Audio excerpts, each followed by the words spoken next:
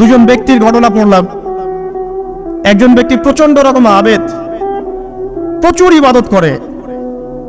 আপনারা জানেন ইবলিসও কিন্তু আবেদ ছিল, ইবলিস কিন্তু প্রচুর ইবাদত করেছে।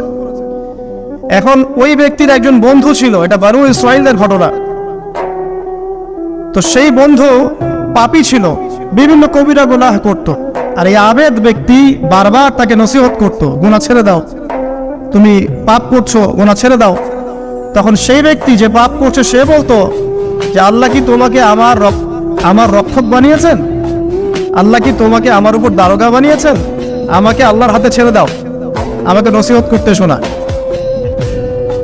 একদিন এই আবেদ ব্যক্তি তার বন্ধুকে একটা জঘন্য পাপ করতে দেখলো, এমন একটা পাপ যেটা দেখে তার মনে ধারণা আসলো এটা চরম জঘন্য একটা কাজ।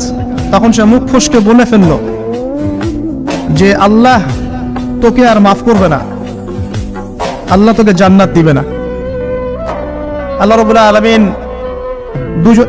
মালাকুল মউতকে এই দুজনের কাছে পাঠালেন, দুজনের রূহকে কবজ করা হলো। এবার আল্লাহ পাক তার সামনে তাদেরকে উপস্থাপন করে বললেন যে তোমাকে আমার রহমত সম্পর্কে কে গ্যারান্টি দিয়েছে যে আমি কাউকে রহমত করব কি করব না?